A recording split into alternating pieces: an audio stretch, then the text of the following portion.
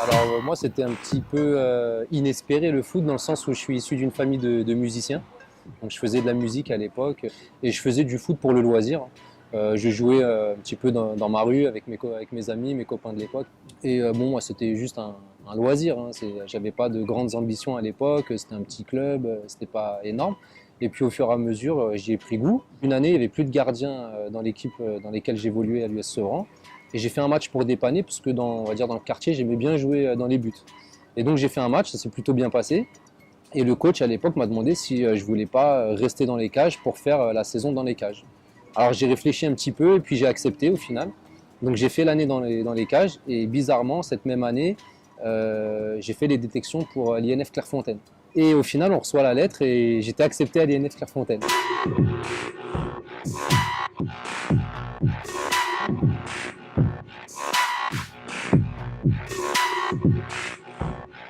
Alors, juste avant le PSG, donc j'ai fait mes 3 ans à l'INF Clairefontaine. Au bout de on était 4 gardiens à être pris. Au bout d'une année, il y en a 2 qui, on savait qu'ils n'allaient pas rester. J'ai fait partie des 2 qui ont été conservés, donc j'ai eu la chance de pouvoir faire mes 3 ans. Et la dernière année, j'ai eu aussi l'opportunité de faire quelques sélections en équipe de France. Et c'est ça qui m'a permis d'intégrer le PSG derrière. Et donc je suis arrivé effectivement au Paris Saint-Germain après mes 3 ans à l'INF Clairefontaine. Et c'est tout autre chose parce que vraiment l'INF Clairefontaine, c'est de 13 à 16 ans, période de préadolescent, adolescent. Quand on arrive au centre de formation, on sent déjà que les mentalités sont totalement différentes. Et on arrive dans un club professionnel. Alors les infrastructures à l'INF, c'est extraordinaire. On côtoie l'équipe de France, etc. C'est super. Mais c'est vrai que c'est un cadre totalement différent, un centre de formation. Et donc j'ai fait 4 ans là-bas, mais c'est vrai que dès que je suis arrivé, c'était une très agréable surprise parce qu'on avait l'opportunité à l'époque encore de pouvoir voir un petit peu les pros, même si on ne s'entraînait pas avec eux. On avait vraiment de très bons éducateurs et vraiment de très belles équipes parce qu'à l'époque, je me rappelle que le niveau de la CFA, même des 17 ans nationaux, après les 18 ans nationaux, il y avait la CFA2, la CFA aussi à l'époque. C'était quelque chose et j'ai pu avoir l'occasion de rencontrer de très bons joueurs de mon époque. Et par la suite, j'ai eu l'occasion aussi moi-même de m'entraîner avec les pros. Mais c'est vrai que quand je suis arrivé, c'est impressionnant.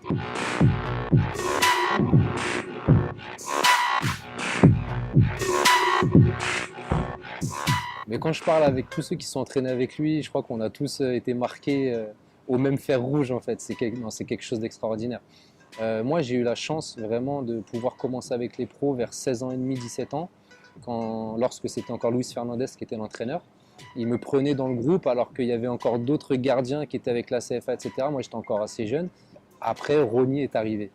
Et avant lui, j'ai eu l'opportunité de connaître aussi JJ Okocha. C'était quelque chose déjà. JJ, c'était un phénomène aussi. C'était vraiment quelqu'un qui m'a énormément impressionné. Et après est arrivé Rony, et là, c'est une autre galaxie encore. C'est vraiment une autre galaxie. Quand on me demande de le décrire, j'ai toujours la même réaction. Il faisait ce qu'il voulait, à qui il voulait, quand il voulait. Et moi, le premier, parce que j'ai eu l'occasion de faire des séances spécifiques avec lui, penalty, coup franc. On faisait des concours, mais je ne me souviens pas avoir gagné un seul concours. Il y a d'autres joueurs qui m'ont marqué aussi au Paris Saint-Germain, comme Pedro, Miguel Paoletta, qui était un attaquant de très grande classe et un homme aussi extraordinaire. Rony aussi, il était tout autant, dans un autre registre, beaucoup plus déconneur, fêtard, etc., mais qui était vraiment quelqu'un de très bien. Et Pedro, c'est quelqu'un qui m'a marqué parce que très appliqué dans ce qu'il faisait, très sérieux, il bossait énormément. Et ce qu'on pouvait voir de lui en match n'était que le reflet de tout l'investissement et le professionnalisme qu'il mettait au quotidien dans sa vie de tous les jours. Moi, je me souviens, il prenait 10 centres, 5 de chaque côté. Il y avait minimum 9 cadrés, 8 buts, 8 buts et demi sur chaque série. Donc, c'était vraiment très impressionnant aussi.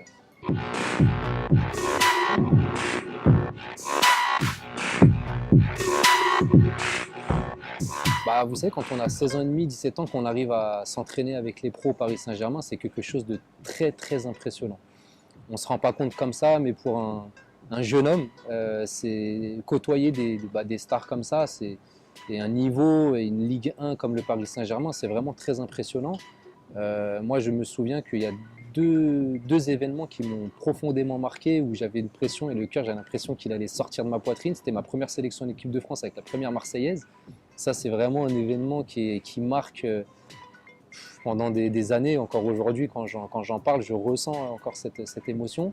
Et la deuxième, c'est ça, c'est mon premier entraînement avec les pros. On arrive comme ça, on arrive forcément le premier, on repart le dernier, on installe le matériel, on ramasse tout. Mais s'entraîner avec ces personnes-là, on a l'impression que c'est un rêve, on n'y croit même pas.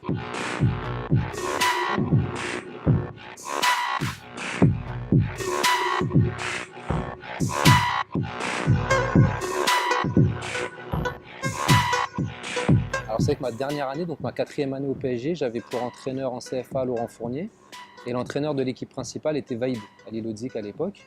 Donc j'ai fait pratiquement, pas toute l'année, mais presque, en entraînement avec les pros. J'ai joué toute l'année pratiquement avec la réserve, la CFA.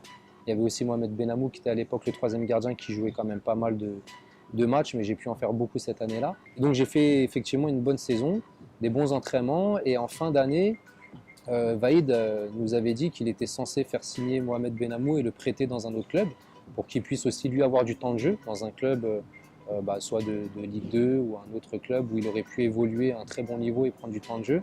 Et moi me faire signer troisième pour que je puisse, on va dire, continuer mon cursus et atteindre, on va dire, la signature d'un contrat pro. Et au final, il a fait signer Mohamed Benamou, il a décidé de ne pas le prêter, donc il m'a demandé de quitter le club. Donc Laurent Fournier a été très déçu, il a essayé d'aller négocier avec Vaïd pour essayer de trouver un arrangement, un terrain d'entente. Malheureusement, ça ne s'est pas fait, donc assez attristé, c'était pas le bon moment. Donc j'ai dû partir, j'ai dû quitter le club et j'ai rebondi à Cannes en national.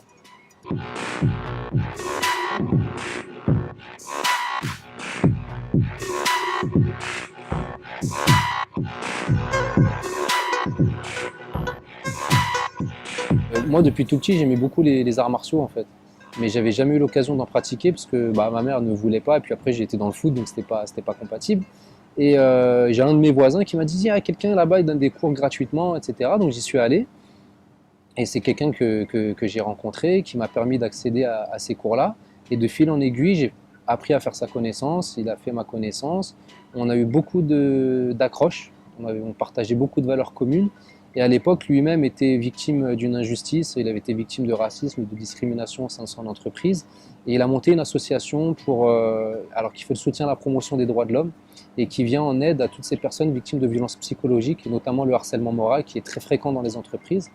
Et moi, je n'étais pas personnellement touché, mais sa situation m'a profondément affecté, puisque c'est quelqu'un que j'estime énormément. Et je suis tombé un jour sur une citation de Montesquieu qui disait qu'une injustice faite à un seul est une menace faite à tous. Donc je me suis dit, si on ne combat pas cette injustice et qu'on ne se solidarise pas, ça risque de se propager. Et si moi-même un jour je suis victime de ça, j'aimerais bien qu'on me vienne en aide. Donc on a commencé comme ça, il a monté son asso à laquelle j'ai adhéré tout de suite. Et en fait, au fur et à mesure, on s'est formé et l'association a évolué d'année en année pour aujourd'hui avoir un répertoire d'actions assez conséquent.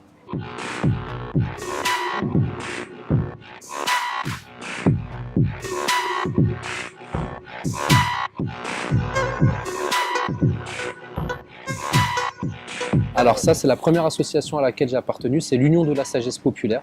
Il y a une page Facebook, si vous voulez, du même nom, Union de la Sagesse Populaire. Donc on est aussi un centre de formation professionnelle agréé. On a le volet où on vient en aide aux victimes de harcèlement moral, discrimination, racisme. On a le volet formation, on donne des formations en communication, en sûreté civile, sur tout un tas de thématiques.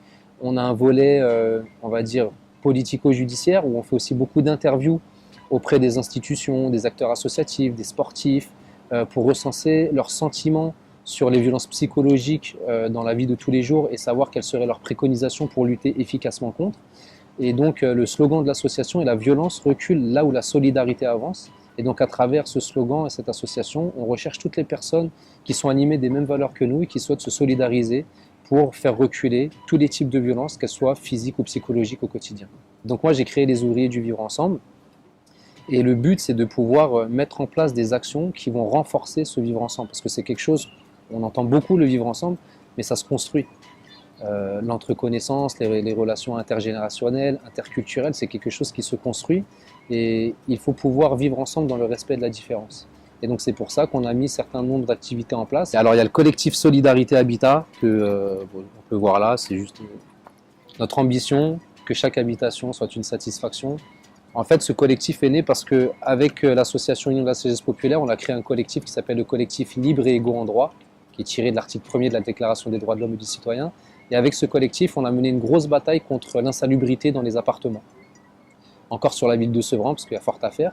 Et on s'est rendu compte qu'il y a des personnes qui vivaient avec des moisissures, des rats, des cafards. Il y avait des problèmes d'insécurité. C'était vraiment très triste à voir. Des familles qui vivent avec de l'eau qui coule dans les prises électriques, etc. Enfin, c'est vraiment, on a posté des vidéos aussi parce que nous, maintenant, on met en lumière ce genre de fait parce que déjà la loi nous l'autorise. Et quand c'est mis sur la place publique, ça permet de réveiller un peu plus les consciences parce que, comme on dit, une image vaut 1000 mots.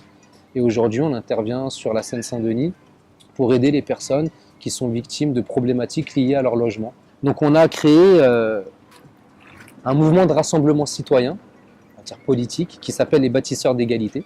Ça, c'est le logo avec le logo de la justice en plein milieu, qui est parfaitement équilibré pour lutter contre le deux poids deux mesures. Parce qu'aujourd'hui, je pense que la loi n'est pas dépourvue de solutions.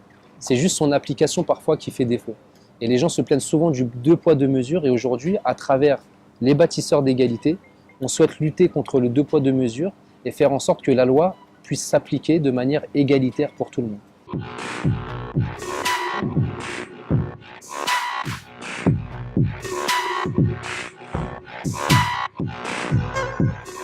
Le conseil, je pense que on sera tous d'accord pour dire qu'il faut travailler. Il faut être sérieux, il faut être rigoureux, il faut s'imposer une hygiène de vie et ne jamais négliger aussi les études parce que quand bien même on peut avoir un très bon niveau, être promis à une très grande carrière, on ne sait jamais à quel moment ça va s'arrêter. Donc il ne faut pas négliger le bagage intellectuel qui permettra de rebondir par la suite. Mais après, pour le football à proprement dit, c'est d'être passionné déjà. Pour réussir, c'est un véritable état d'esprit, il faut être impliqué à fond dedans et comme je disais, s'imposer une vraie rigueur. Donc voilà, je pense qu'il faut leur préconiser vraiment cette rigueur de travail et être constant et être sérieux dans la durée, se concentrer sur ce qu'on fait sans penser forcément au résultat. Parce que beaucoup attendent un résultat rapide et efficace et négligent un petit peu les moyens pour y parvenir. Je pense qu'aujourd'hui, il faut vraiment se concentrer, se focaliser sur les moyens pour y parvenir et ça viendra naturellement de manière peut-être plus rapide qu'il n'aurait pu imaginer.